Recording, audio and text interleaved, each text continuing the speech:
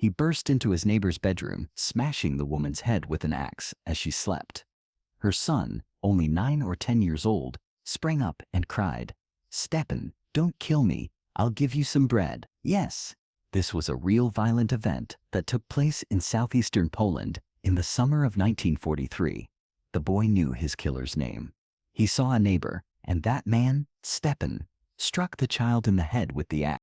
The only reason we know this story is because his 2 older brothers were sleeping up on a warming stove, hidden from sight, and they survived.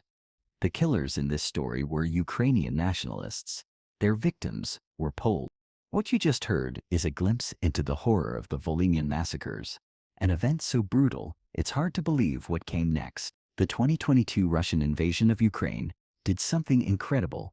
It brought these 2 peoples, who 80 years ago were literally at each other's throats, together as the closest of allies. Today, Poland has poured billions of dollars in aid and weapons into Ukraine to help it fight for its survival. It's one of history's most stunning turnarounds. The very few survivors of that time would likely be shocked that Poland and Ukraine are so close. So how did this happen? How did neighbors, who for generations had lived side by side, turn on each other with such unimaginable brutality? And how did they ever find their way back? To understand that, we need to go back. We need to understand how the powder keg was filled, who lit the fuse, and why it exploded with such unimaginable fury. This is the story of the massacres in Volhynia. To understand this tragedy, you first have to look at a map. Poland has the unfortunate distinction of losing a higher percentage of its people in World War II than any other nation. Think about that. Not the Soviet Union, not Germany, not China, Poland. Nearly 1 in 5 Poles lost their lives during the war. That's almost 6 million people out of a pre-war population of 34 million. When you add in all the other people killed on Polish soil, including in the Nazi death camps, that number swells to an almost unimaginable 10 to 12 million people killed in a country roughly the size of New Mexico. It truly became a grave. Unfortunately for Poland, its geography has always been both a blessing and a terrible curse. It has always been caught in a brutal geographic vise. To the north, you had Sweden, which occupied large parts of the country for years in the 17th and 18th centuries. To the west, you have Germany, and before that, the powerful German Kingdom of Prussia. To the south, the Austrian and Austro-Hungarian empires. And to the east, the great behemoth, the Russian Empire. And later, the Soviet Union, which often included the territory of modern-day Ukraine. For 23 years, from 1772 to 1918, Poland as a sovereign nation simply ceased to exist. It was literally wiped off the map, carved up and consumed by its powerful neighbors, Prussia, Austria, and Russia. So, when Poland finally re-emerged as an independent nation after World War I, it was a moment of immense national pride, but it was also the beginning of a new set of problems. The newly independent Poland was a mosaic of different ethnic groups. In the southeastern region of eastern Galicia, a large part of the population was ethnic Ukrainian, and just north of that, in a province known as Volhynia, the mix was even more complex. Before the Holocaust, about 30% of the people in Volhynia were Jews. The rest were mostly Poles, along with a large number of Ukrainians, and some Roma and a small ethnic group called the Lemko.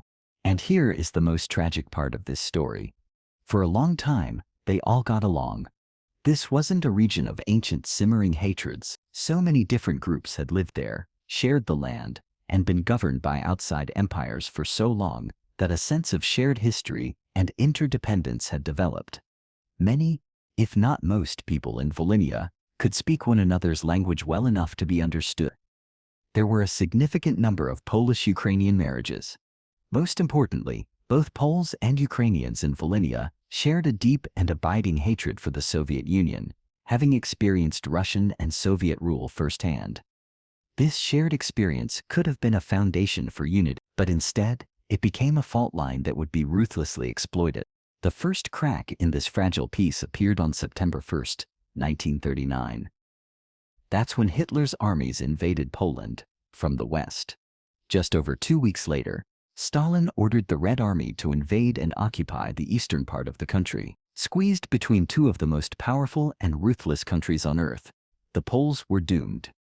Both occupiers immediately began a campaign of terror designed to decapitate Polish society. In the east, the Soviet Red Army and secret police rounded up anyone they thought could lead a resistance. Well-known Polish nationalists, intellectuals of all stripes, except communists, of course, teachers, doctors, bureaucrats, and captured soldiers. In the first few weeks alone, tens of thousands of Poles were shot. In Nazi-occupied Western Poland, the same thing happened, but the targets were slightly different. The Nazis went after communists first, followed closely by nationalist army officers, aristocrats, and of course Polish Jews, though the worst years of the Holocaust were still in the future. Then, on June 22, 1941, the two tyrants turned on each other.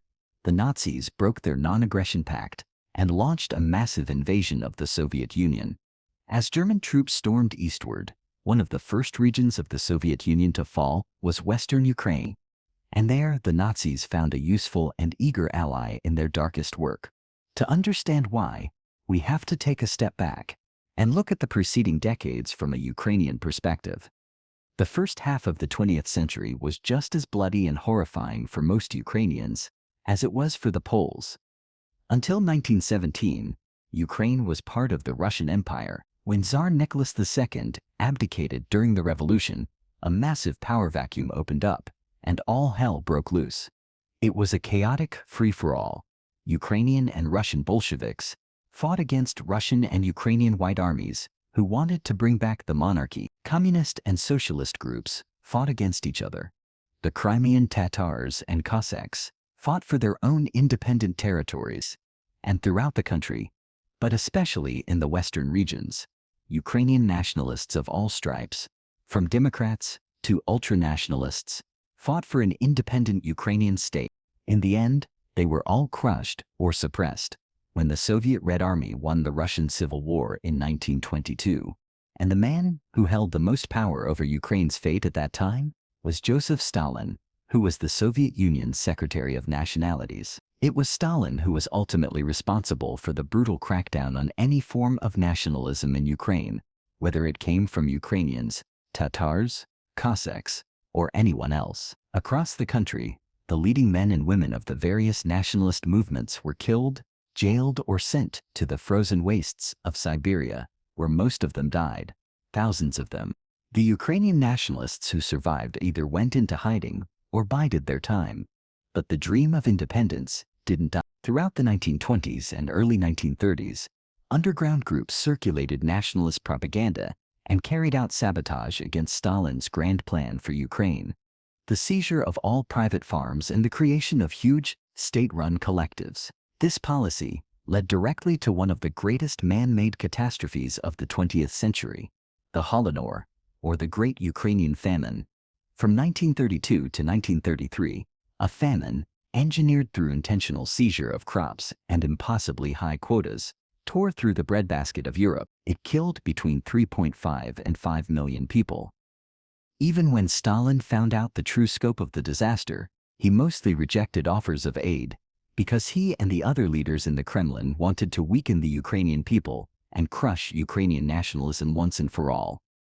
To a large extent he did, but the desire for independence, especially in the western part of the country, remained. The spirit of Ukrainian nationalism went underground, into the country's forests and mountains, waiting for its moment to return. At the same time, the situation for Ukrainians living across the border in Poland was also getting worse. In 1926, a Polish military hero, Marshal Józef Pilsudski, staged a coup and put himself in power. Pilsudski believed Poland's democratic system was weak and was allowing the country to be torn apart by Soviet-sponsored communists and various nationalist movements. The largest non-Polish ethnic group, aside from the Jews, was the Ukrainians, most of whom lived in the southwest, in and around Volhynia. Before Pilsudski's coup, as we mentioned, Poles and Ukrainians in Volhynia lived in relative harmony, but Pilsudski and the men around him saw the Ukrainians as a threat to a unified Poland. So, from 1926 to 1939, the Polish government began enacting laws that restricted the use of the Ukrainian language in public, fired Ukrainian civil servants, and replaced them with ethnic Poles, and put nationalist Poles in positions of power throughout the region. Worse still, Polish government propaganda, some of it subtle and some of it not, began to portray the Ukrainians of Poland as primitive and backward, or as secretly plotting to either separate from Poland or join the Ukrainian Soviet Republic. This was deeply ironic, as probably 9 out of 10 pre-war Polish Ukrainians would rather have eaten glass than join the Soviet Union. But the fear of communist expansion was a powerful tool to slowly turn neighbor against neighbor. So, when the Soviet Union took over eastern Poland in 1939, they crushed any ideas of autonomy for the Ukrainians of Volhynia. But there was one group they couldn't completely eradicate, the ON, the Organization of Ukrainian Nationalists, who were hiding in the woods and forests. The story of the ON is complicated, but by the time World War II broke out, it had splintered into two main groups, ON, led by Andriy Melnik, and the more extreme, more influential ONB, led by a man named Stepan Bandera. Stepan Bandera's legacy is incredibly problematic today. A great many Ukrainians, while condemning the violent excesses of his movement and his cooperation with the Nazis, also recognize him as one of the leaders of the pro-independence movement, something Ukraine only achieved in 1991 and is fighting for again today. A smaller group reveres Bandera, but these are primarily ultranationalists with fringe and neo-fascist beliefs. Most Ukrainians today reject Bandera as being an anti-Semite and a collaborator who brought disgrace to their people through his and his followers' actions. Bandera and the Oath called for an independent Ukraine, which would include the region of Volhynia, where ethnic Ukrainians were the majority.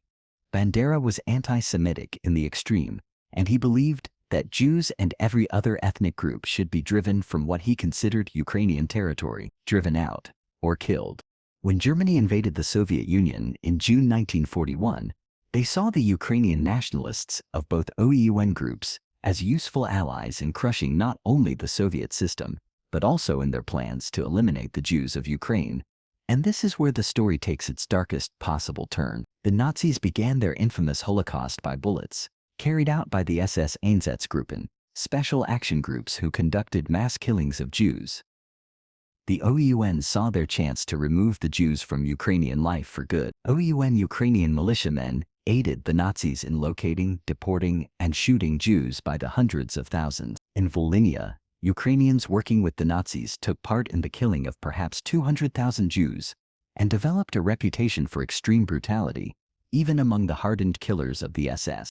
Many historians believe that the actions of the ON, along with the actions of the many Ukrainians who later worked as guards in termination camps like Sobibor and Treblinka, exposed them to and encouraged them to take part in such unbelievable horror that they became numb to human suffering.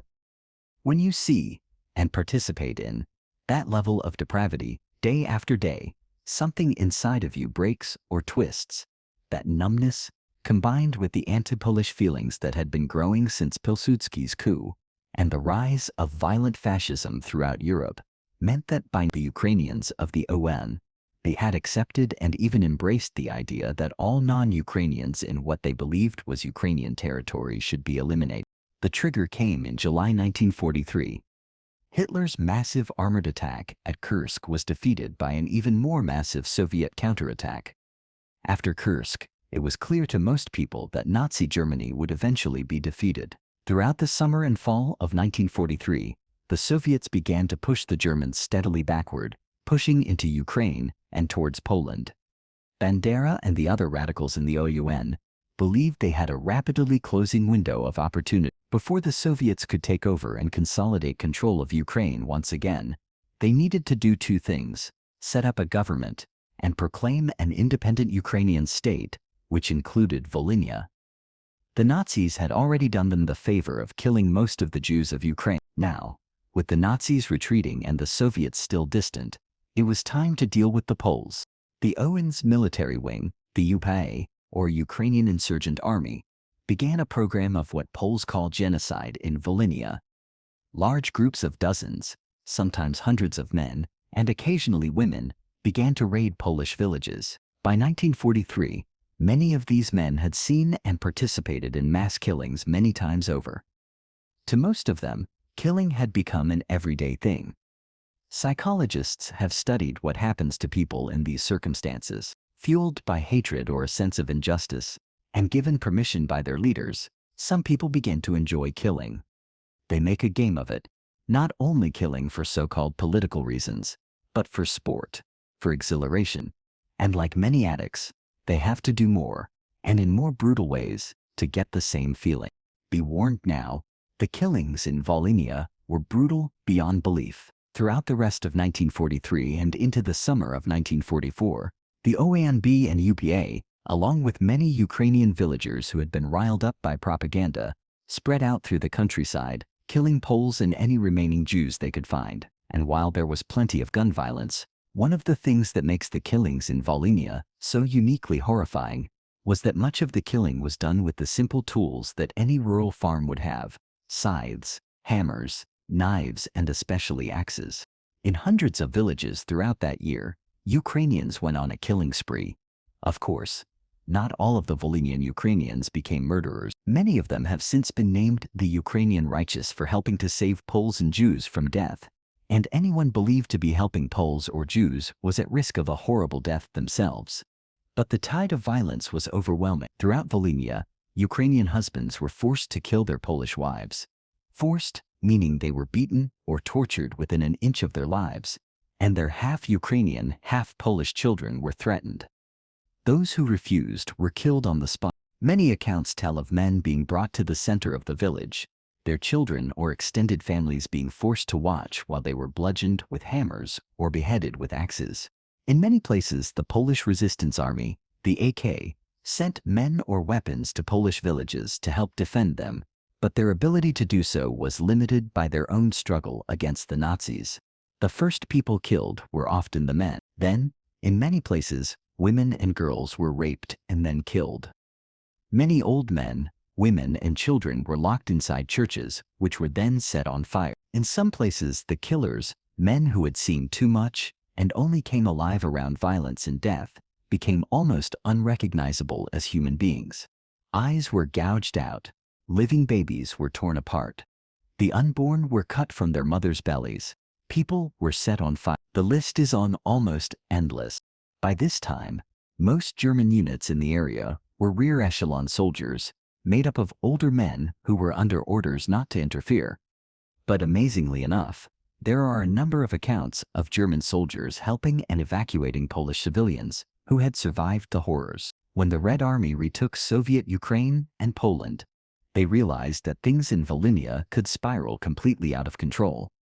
By 1945, the Polish resistance had become a force to be reckoned with, and battles with Soviet troops, as well as Polish militias, had weakened the OUN. By the end of the war, the situation in Volhynia had turned into a full-blown cycle of revenge. It's important to know that while the majority of the killings in the region were done by the OUN-OPA, Polish militias also roamed the countryside, attacking Ukrainian villagers in revenge, and their brutality was not much different from that of their enemies. Feelings on this issue still run strong in Poland, and to a degree in Ukraine, so accurate estimates of the numbers killed on both sides are hard to come by. But in general, historians from outside the region believe the number of Poles killed could have been well over 100,000, and the number of Ukrainians nearing 15,000. What put a stop to the killing? The Red Army and the Yalta agreements made by Stalin, Churchill, and Roosevelt in February 1945. At the end of the war, the borders of Poland were shifted west at the expense of Germany. The Soviets took part of eastern Poland, and Volhynia was annexed to Ukraine. Those Poles who had survived and remained in the region were either sent to Poland or to Siberia. Today, Poles make up less than 1% of the population of Ukraine, and that brings us back to where we started. On January 23, 2023, Ukrainian President Zelensky and Polish President Andrzej Duda met in Lviv, once a Polish city, to discuss Poland's military aid to Ukraine. While there, they stopped at a church to honor the victims of what the Poles call a genocide, and many Ukrainians still call a case of ethnic cleansing. It was a moment heavy with the ghosts of the past, but also pointed firmly toward the future, a future where two nations, once torn apart by unimaginable violence, now stand together as the closest of friends, united against a new tyranny. It's a powerful, complicated, and deeply human story of how the deepest wounds can, over time, sometimes begin to heal. Thank you for watching.